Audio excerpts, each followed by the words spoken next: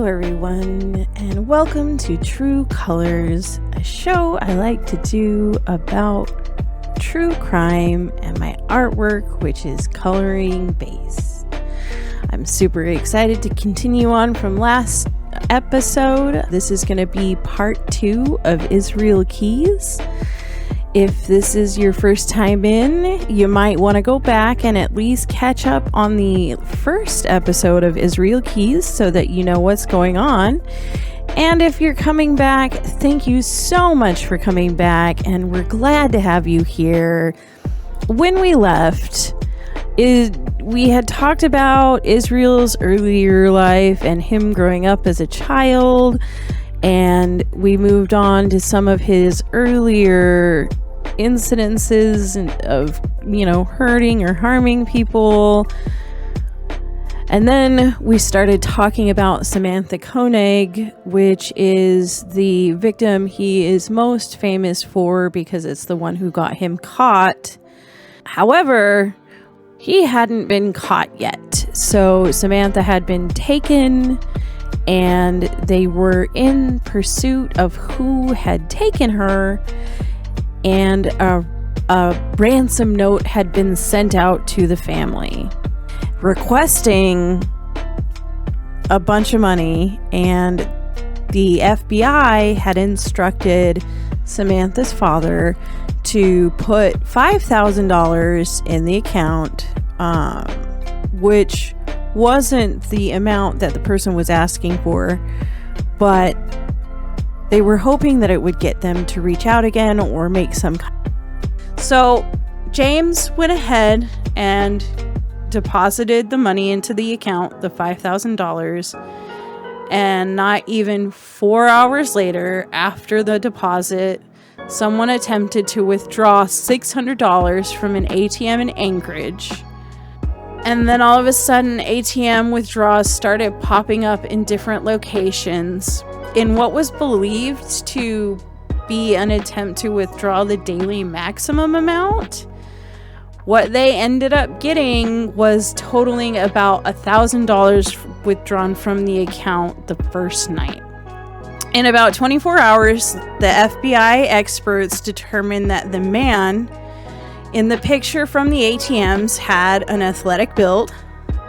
He was commonly wearing dark clothing, and based on the logo from one of the hoodies that he would wear, he was most likely an ex-Marine. And it would take over a full month of analyzing ATM videos and photos for the FBI to get even a vague description of the suspect. On the positive note, though, all of these ATM photos and videos and transactions were all still in the Anchorage area. So he had stayed in the same area.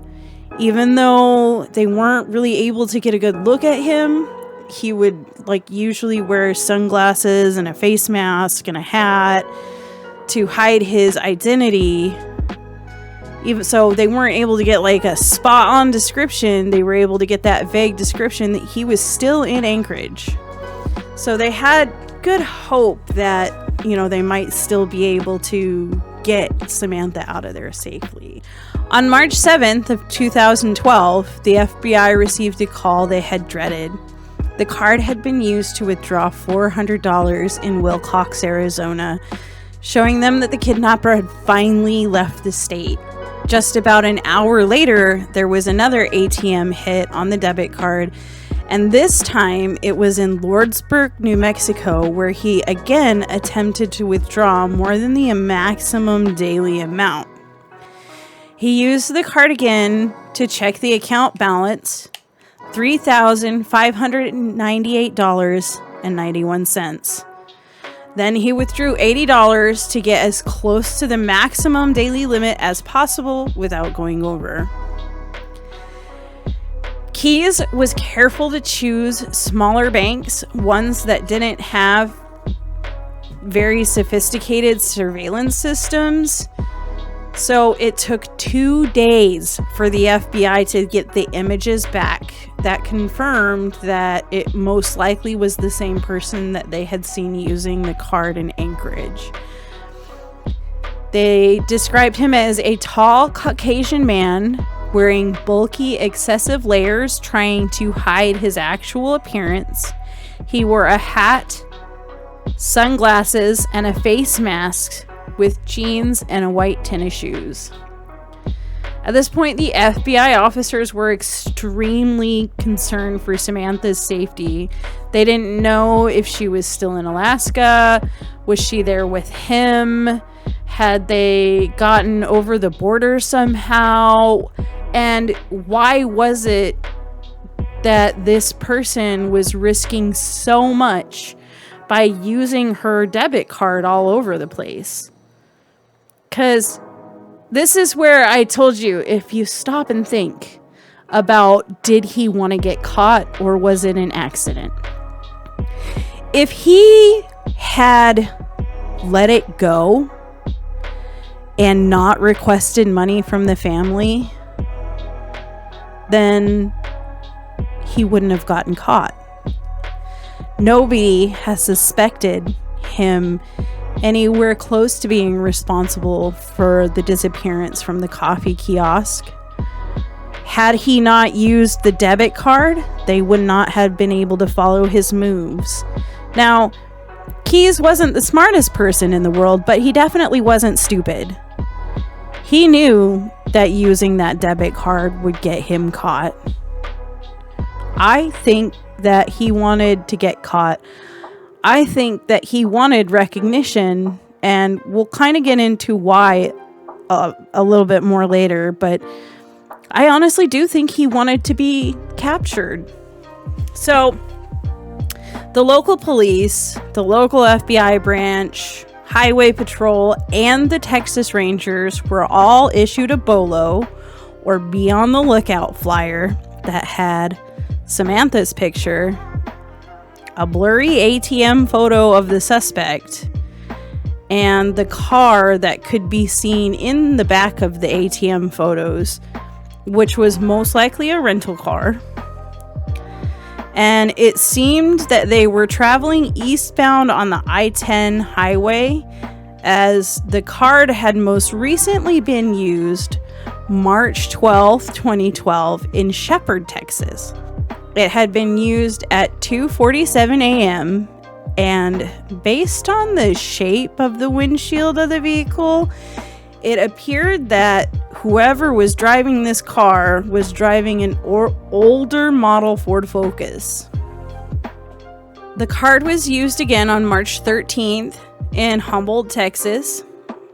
It was also on this day at around 11 o'clock in the morning that Texas Ranger Stephen Rayburn was patrolling local hotel and motel parking lots when he came across a white rental car outside of a Quality Inn in Lufkin, Texas. The Rangers decided to send another officer out to stake the vehicle and see what the driver looked like. By 11:30, they would have that look. The Ranger saw a tall white male begin to pack the white car and get into it.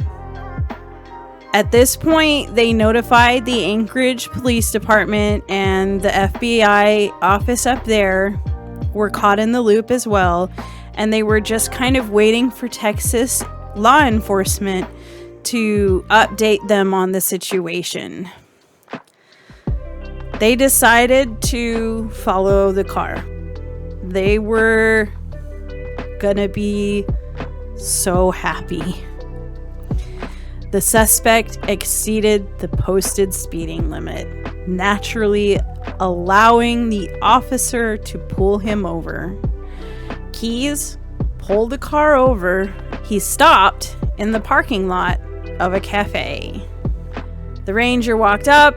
He asked the suspect for his license and registration and was suddenly shocked to see that this guy had an Alaskan driver's license. The officer had pulled over Israel Keyes and immediately called for backup. Highway Patrol Officer Brian Henry joined the other Ranger. This was when things started getting a little bit weird. Keyes started giving the officers information kind of even before they were asking for it. So Keyes told the officer that he was in town for his sister's wedding and that he was staying in a room with his brother right before he asked exactly what it was that he was being pulled over for.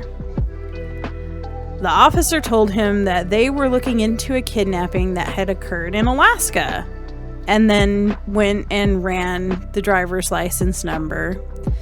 And as he was doing this, he noticed that the address was an address that was listed in Anchorage, Alaska.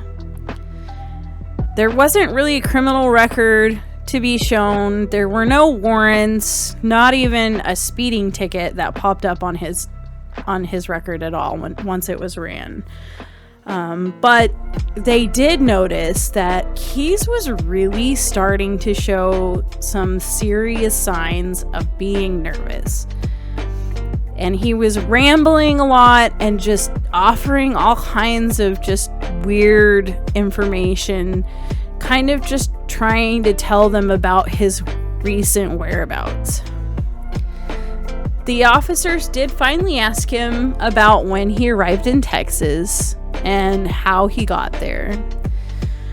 Keyes told them he got in on Thursday and that he had flown from Anchorage to Las Vegas, and then he had driven from Las Vegas to Texas.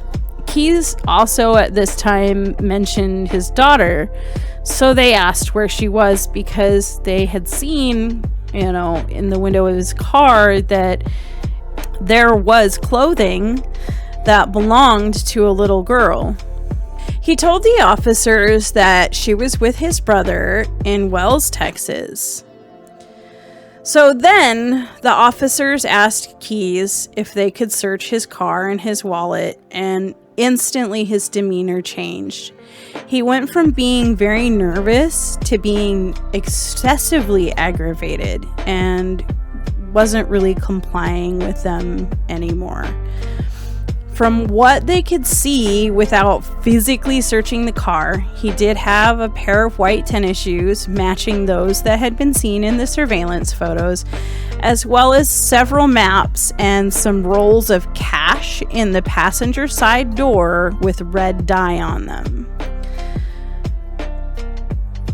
So, since Keyes was no longer cooperating, the officers were kind of left with a choice on whether they were going to arrest him or if they were going to let him go. And it was kind of a hard decision to make. And the reason that being is Texas law is a little bit looser with their probable cause. Because they suspected that the car was used in connection with a crime, it gave them complete right to search it.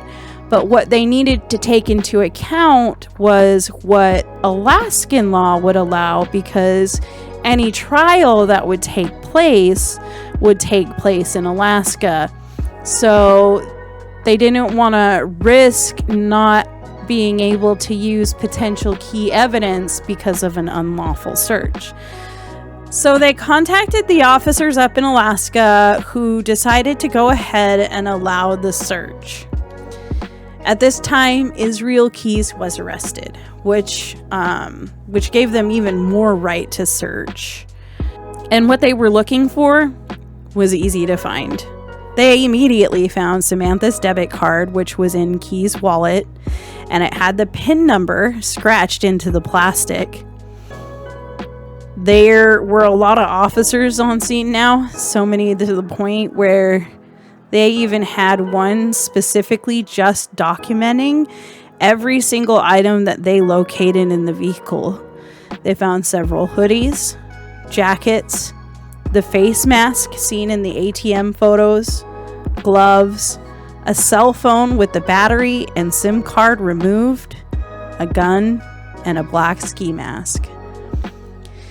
So the FBI took over the investigation, and initially Keyes was held in Texas. It took them about 2 weeks to get him back to Anchorage, But the primary focus was still on locating Samantha, as she had still not been found at this point, and it had been 2 months since she had been kidnapped. Now, while he was in Texas, the FBI did conduct raids on the Keys home that he shared with his girlfriend. They seized many electronic devices. They took his vehicle, journals, and they searched everything for clues on where Samantha could possibly be. But they weren't really finding much of anything. They interviewed his girlfriend, who was initially uncooperative because she believed that he had to be innocent, but eventually did kind of begin to cooperate with them after seeing and hearing that both his mother and Tammy, who I believe Tammy was his sister, were cooperating with authorities. Both, like I was saying, both his mother and Tammy, who I believe is his sister, were interviewed, and officers were kind of really surprised to learn that neither one of those women were shocked or surprised at the allegations against Keys. And they were both extremely cooperative with detectives on the matter. They were definitely willing to provide whatever information the officers needed. His mother told police that Israel had been to Texas and, had been acting very strange and very emotional and agitated. She said that he had visited her on the 13th of February as well, which was actually just 2 weeks after Samantha's disappearance. She said that visit had been very odd also. So what she told officers about that visit, Keys had snuck out of the house in the middle of the night and just left a note that he had gone to fix the window and find a place to hide his guns. Now, his mother explained that this wasn't entirely unusual behavior at the time. It kind of seemed to make sense. Israel really liked his guns. And on the drive down to see his mom, or up, I should say, she says the drive up. On the drive up to see his mom, the windshield on the rental car had cracked. He left his daughter with his mother, and occasionally he would answer message, but he had been gone for 2 whole nights.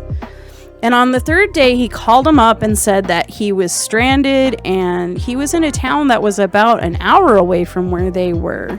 So she went out and they found him, and both him and the car were covered in mud, and he seemed like he was just a complete mess, and he was acting completely out of character. She said he was talking very fast and had 100 excuses to try and cover up where he had been the last few days, and seemed almost frantic, which he was usually a very calm and collected person, so that it really seemed very strange to her.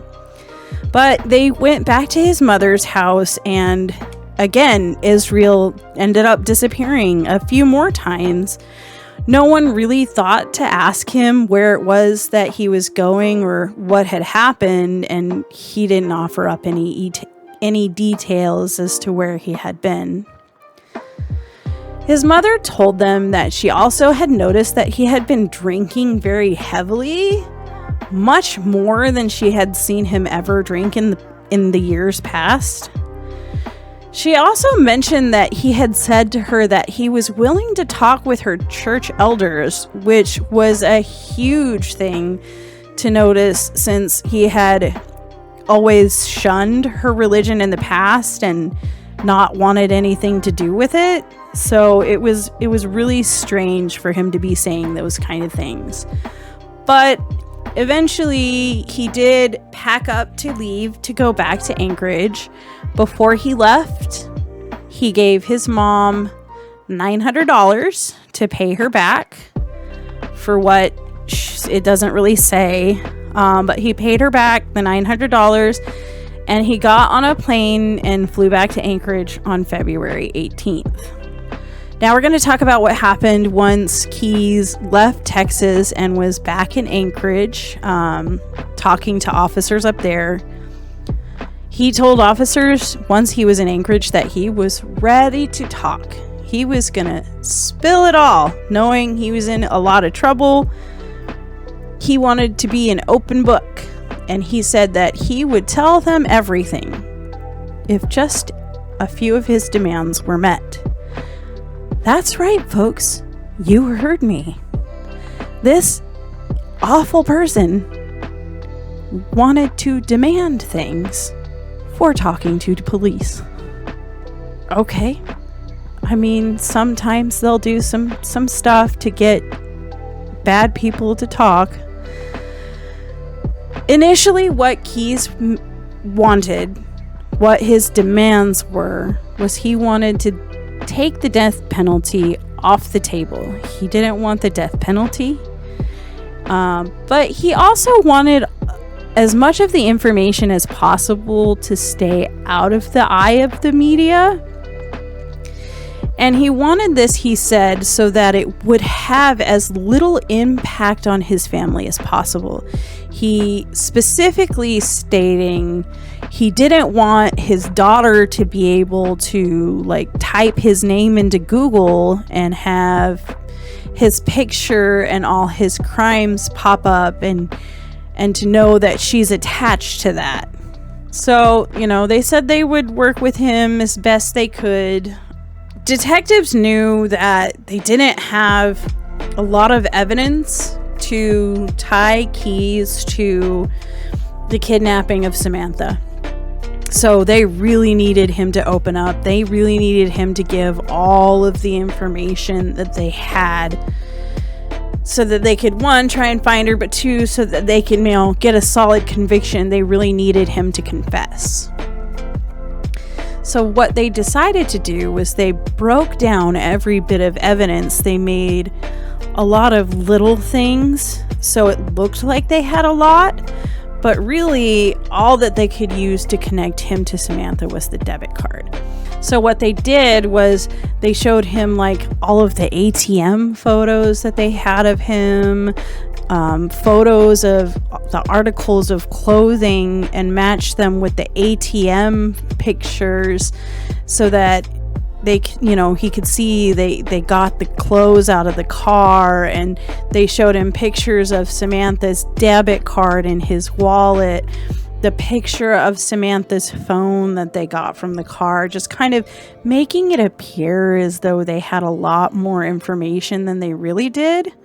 And then after they showed him all those photos, they told him, listen, we've also talked to your mother, and we talked to Tammy, and they've kind of given us these embarrassing details about your life. If you don't cooperate with us, we'll just hand these details over to the press, because they're chomping at the bit. The press, they'll eat up anything. So you talk to us and we won't give them this. And Keyes opened up right away and began filling them in on exactly what had happened with Samantha. February 1st, the night of Samantha's kidnapping, he said that he had chosen the coffee kiosk because it was one of the ones that was open latest in town. Most of the other cafes seemed to close earlier and usually had more people working at nights. The Common Grounds coffee kiosk usually only had one girl most nights. And so he chose that one. And he said he picked the 1st of February because he knew there was a festival going on the other side of town. So he knew most of the other, most of the police officers and, a lot of people in the community, they're going to be over at this festival. So I will, it's less likely I'll be caught. So prior to the 1st, he watched for several evenings to get an idea of the routine of the kiosk, kind of how things go, when they close, what time they close, how long it takes for the, closing, cleaning stuff to be finished. He got down their routine, and then he had it all planned. And he told officers that initially he only ever intended to rob the kiosk, that he had never met Samantha before kidnapping her, and he didn't know until he approached the kiosk that he was going to take her. But he had kind of noticed that she was, beyond alone, she didn't, have a car or anything that she could run to, because he never saw one in the parking lot. So he told officers also that underneath the ski mask, he had an earpiece that was connected to a police scanner. So he was listening to everything that was going on the police scanner around town, and then he would hear if something happened, and he could, change things if he needed to, or get out if he needed to, or he would know he needed to get out of there if he heard anything on the police scanner. Which, if you think about it, I can't imagine being that well planned for I don't want bad people to be this smart. And this again goes back to, he planned on hearing if the police were there to catch him because he had a police scanner in his ear, but used her ATM card? It doesn't make sense. Back to the story. So he walked up to the kiosk and he ordered his coffee, an Americano, and Samantha began making the drink. Once she was done, she handed it to him, and while she was making it, he kind of checked to make sure that she was alone, and he pulled out his gun and demanded that she turned the lights off in the kiosk. Samantha turned the lights off and started talking to this man with the gun, saying that, hey, my father's on the way. He's bringing me dinner. But she kind of made a little bit of a mistake. First, she said he was going to be there in half an hour. And then she changed it up to say he was on his way. He would be there any moment. And that's when Keyes told them that it was there when he caught her in the lie that he had decided he was going to kidnap her. He said it was a spur of the moment decision, and it was kind of fueled by the adrenaline rush that the robbery had given him, that he was enjoying the adrenaline of the robbery, but it just wasn't quite everything he wanted. And so he went against his rule, don't commit crimes where you live. He lifted himself up into the kiosk window, and that was when he told Samantha to get down. He warned her not to cause any trouble. He told her that he had an earpiece connected to a police scanner, so he would know that she had done something. If she ever did it, he would know right away.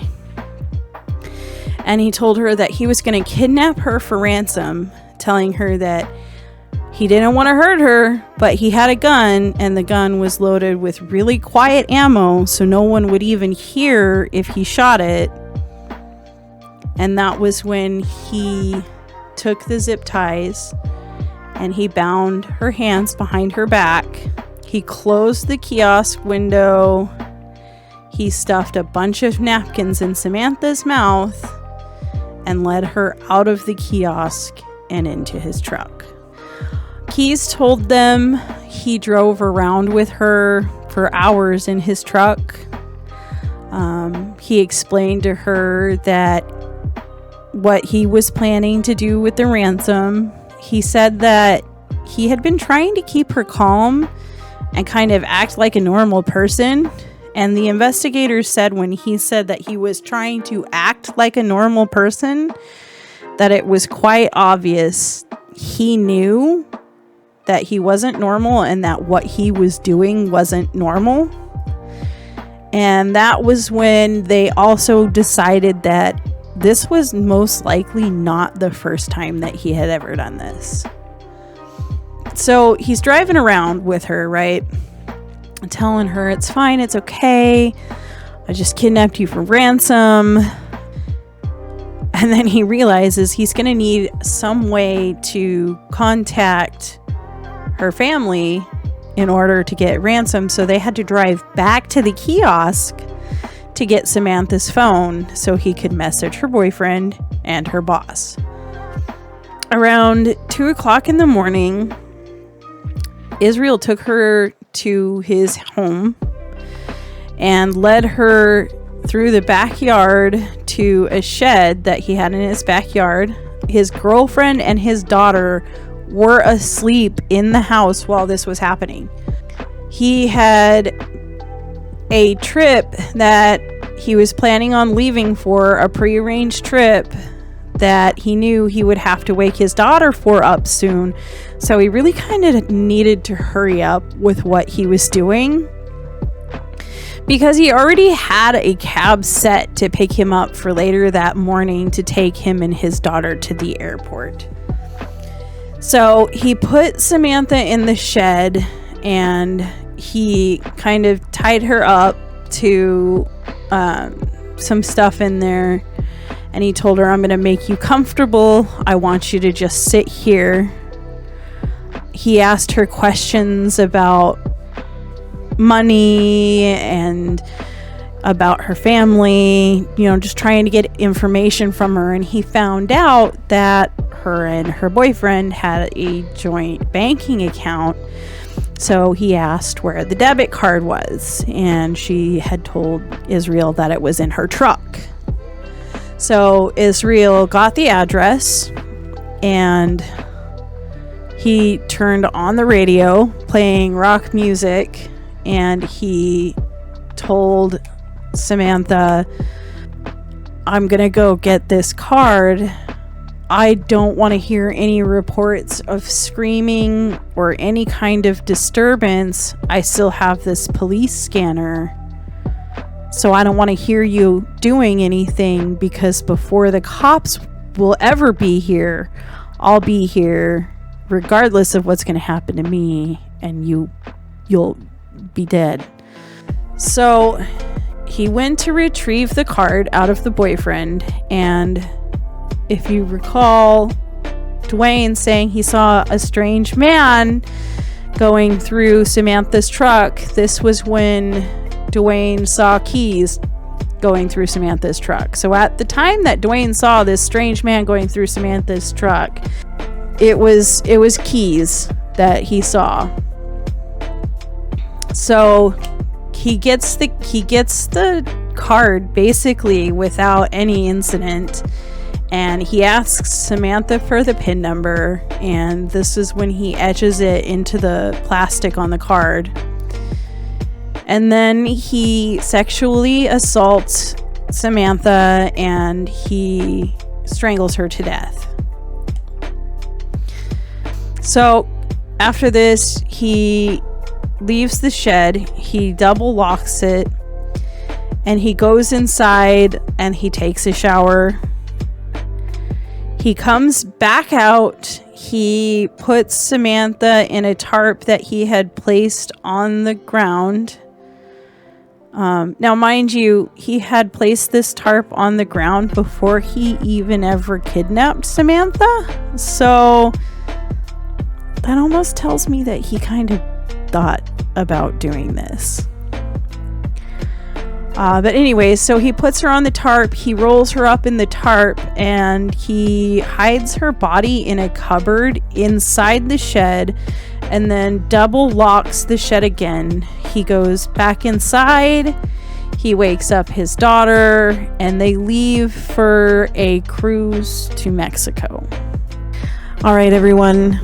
I really hate to do this to you, but we are breaking this up into 3 parts simply because I really don't want to put you through that long of an episode. I want to thank you so much for being here. Don't worry, I should have the next episode out just as quickly as this one came out. I'm working diligently on getting them all ready for you.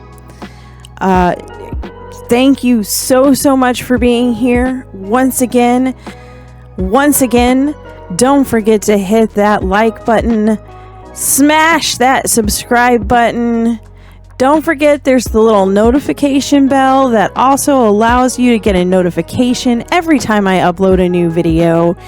And if you're really interested, you can watch me play some video games and be goofy and maybe even get a chance to play some games with me on my stream on Twitch at that link down below.